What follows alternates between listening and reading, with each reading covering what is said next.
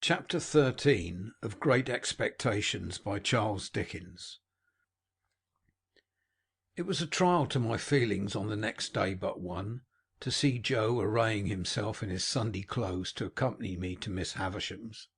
However, as he thought his court suit necessary to the occasion, it was not for me to tell him that he looked far better in his working dress, the rather because I knew he made himself so dreadfully uncomfortable entirely on my account, and that it was for me he pulled up his shirt collar so very high behind that it made the hair on the crown of his head stand up like a tuft of feathers.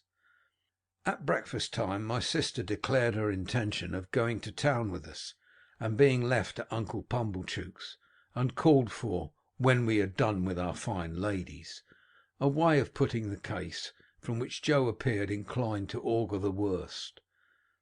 The forge was shut up for the day, and Joe inscribed in chalk upon the door, as it was his custom to do on the very rare occasions when he was not at work, the monosyllable "Hout," accompanied by a sketch of an arrow supposed to be flying in the direction he had taken.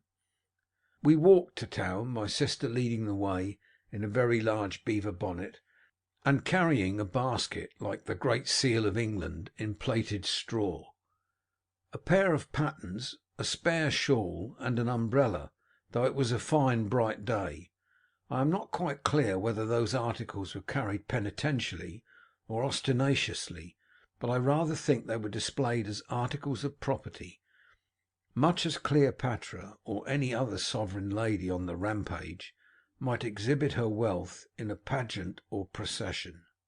When we came to Pumblechook's, my sister bounced in and left us. As it was almost noon, Joe and I held straight on to Miss Havisham's house. Estella opened the gate as usual, and the moment she appeared, Joe took his hat off and stood weighing it by the brim in both his hands, as if he had had some urgent reason in his mind for being particular to half a quarter of an ounce. Estella took no notice of either of us, but led us the way that I knew so well. I followed next to her, and Joe came last. When I looked back at Joe in the long passage, he was still weighing his hat with the greatest care, and was coming after us in long strides on the tips of his toes. Estella told me we were to both go in, so I took Joe by the coat cuff and conducted him to Miss Havisham's presence. She was seated at her dressing table, and looked round at us immediately. "Oh," said she to Joe, "you are the husband of the sister of this boy." I could hardly have imagined dear old Joe looking so unlike himself, or so like some extraordinary bird, standing as he did, speechless, with his tuft of feathers ruffled, and his mouth opened as if he wanted a worm. "You are the husband," repeated Miss Havisham, "of the sister of this boy?" It was very aggravating, but throughout the interview Joe persisted in addressing me instead of Miss Havisham. "Which I mean to say, Pip," Joe now observed in a manner that was at once expressive of forcible argumentation, strict confidence, and great politeness, "as I happen married your sister, and I were at the same time what you might call, if you was anyways inclined, a single man." "Well," said Miss Havisham, "and you have reared the boy with the intention of taking him for your apprentice. Is that so, Mr. Gargery?" "You know, Pip," replied Joe, "as you and me were ever friends, and it were looked forward to betwixt us being calculated to lead to larks, not but what, Pip, if you had ever made objections to the business, such as it being open to black and soot or such like, but not what they would have been attended to, don't you see?" "Has the boy," said Miss Havisham, "ever made any objection? Does he like the trade?" "Which it is well beknown to yourself, Pip," returned Joe, strengthening his former mixture of argumentation, confidence, and politeness, "that it were the wish of your own heart." I saw the idea suddenly break upon him that he would adapt his epitaph to the occasion, before he went on to say, "and there weren't no objection on your part, and Pip, it were great wish of your heart." It was quite in vain for me to endeavour to make him sensible that he ought to speak to Miss Havisham. The more I made faces and gestures to him to do it, the more confidential, argumentative, and polite he persisted in being to me. "Have you brought his indentures with you?" asked Miss Havisham. "Well, Pip, you know," replied Joe, as if that were a little unreasonable, "you yourself see me put 'em in my hat, and therefore you know as they are here." With which he took them out and gave them, not to Miss Havisham, but to me. I am afraid I was ashamed of the dear good fellow. I know I was ashamed of him when I saw that Estella stood at the back of Miss Havisham's chair, and that her eyes laughed mischievously. I took the indentures out of his hand and gave them to Miss Havisham. "You expected," said Miss Havisham, as she looked them over, "no premium with the boy." "Joe," I remonstrated, for he made no reply at all, "why don't you answer?" "Pip," returned Joe, cutting me short as if he were hurt, "which I mean to say, that were it not a question of requiring an answer betwixt yourself and me, and which you know the answer to be full well no, you know it to be no, Pip, and wherefore should I say it?" Miss Havisham glanced at him as if she understood what he really was better than I had thought possible, seeing that he was there, and took up a little bag from the table beside her. "Pip has earned a premium here," she said, "and here it is. There are 25 guineas in this bag. Give it to your master, Pip." As if he were absolutely out of his mind with the wonder awakened in him by her strange figure and the strange room, Joe, even at this pass, persisted in addressing me.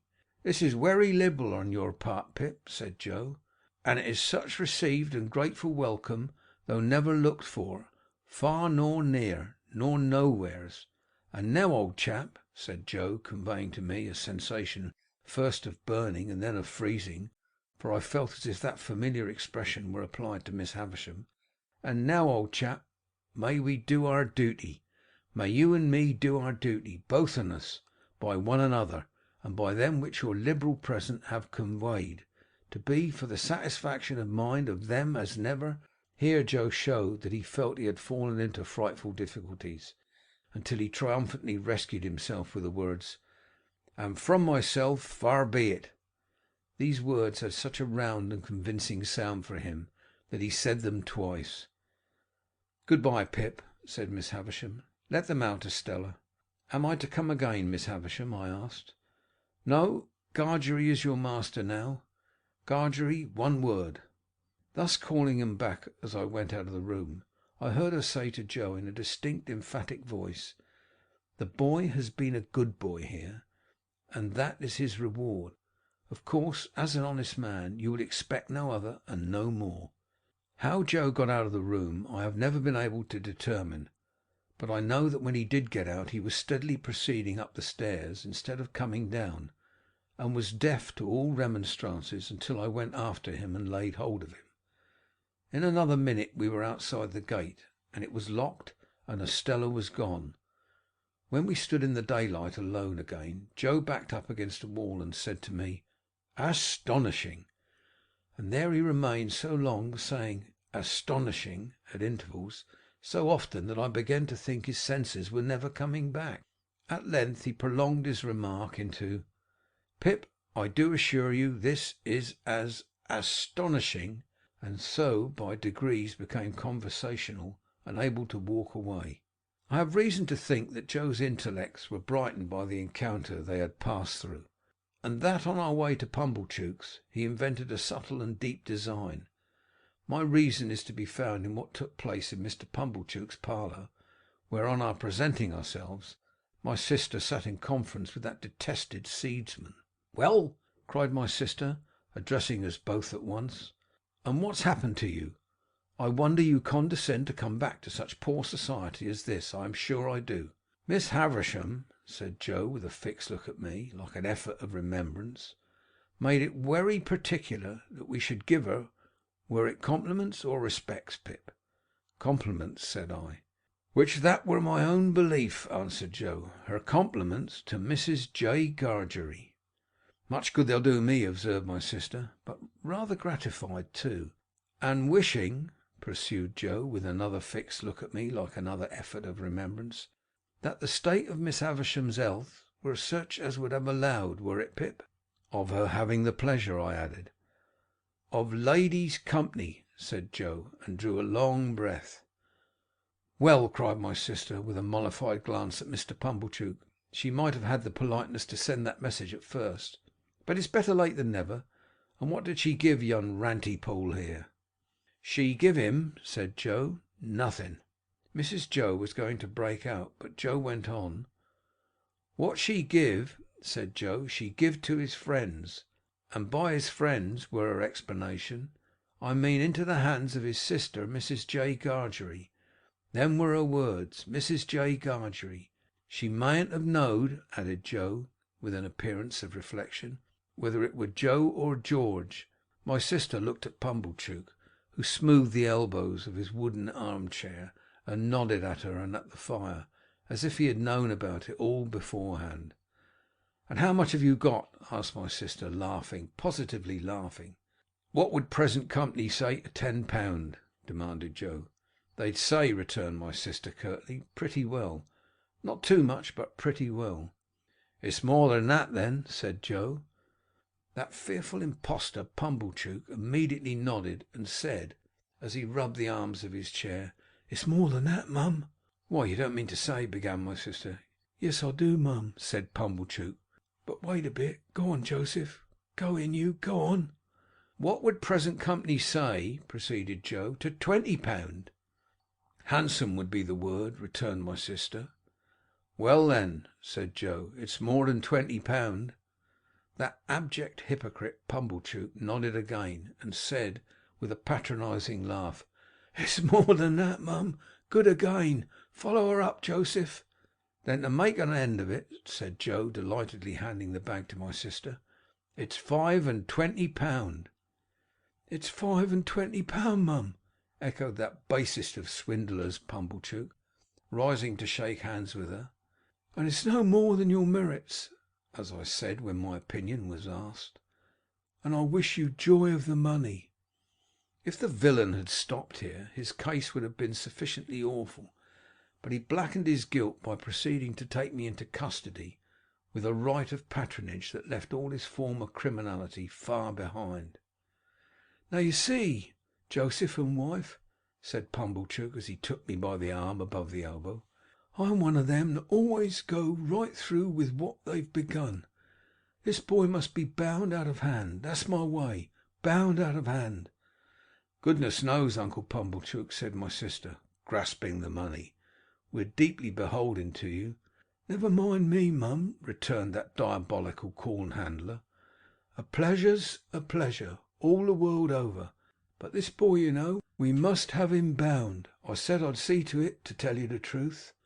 The justices were sitting in the town hall near at hand, and we at once went over to have me bound apprentice to Joe in the magisterial presence.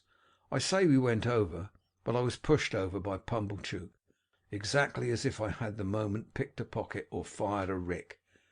Indeed, it was the general impression in court that I had been taken red-handed, for as Pumblechook shoved me before him through the crowd, I heard some people say, "What's he done?" and others, "He's a young un too, but he looks bad, doesn't he?"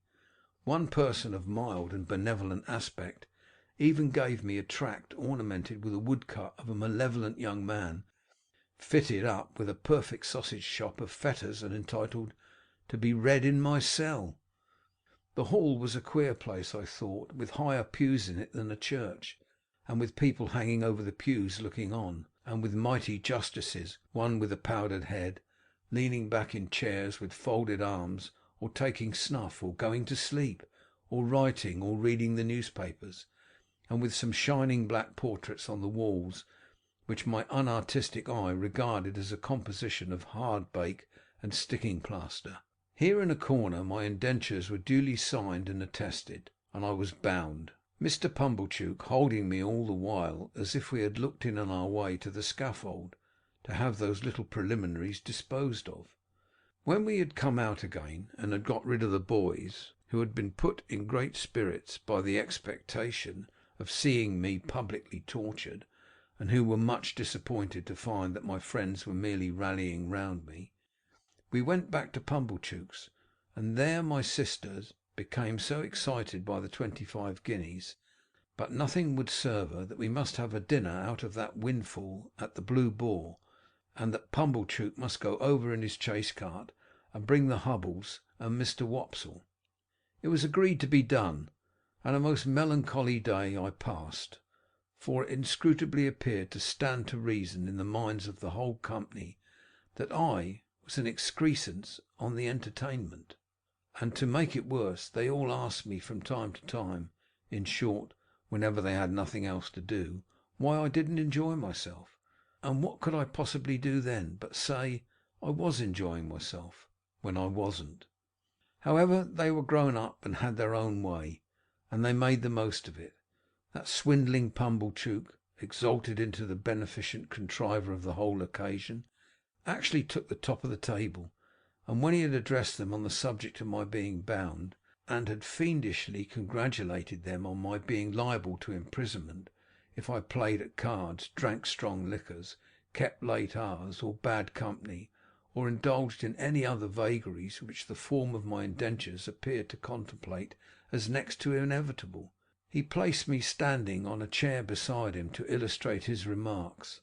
My only other remembrances of the great festival are, that they wouldn't let me go to sleep, but whenever they saw me dropping off, woke me up and told me to enjoy myself. That, rather late in the evening, Mr. Wopsle gave us Colin's Ode, and threw his blood-stained sword in thunder down with such effect that a waiter come in and said, the commercials underneath sent up their compliments, and it wasn't the Tumblers' Arms, that they were all in excellent spirits on the road home, and sang O Lady Fair, Mr. Wopsle taking the bass, and asserting with a tremendously strong voice, in reply to the inquisitive bore who leads that piece of music in a most impertinent manner, by wanting to know all about everybody's private affairs, that he was the man with his white locks flowing, and that he was upon the whole the weakest pilgrim going. Finally, I remember that when I got into my little bedroom, I was truly wretched, and had a strong conviction on me that I should never like Joe's trade. I had liked it once, but once was not now. End of chapter 13.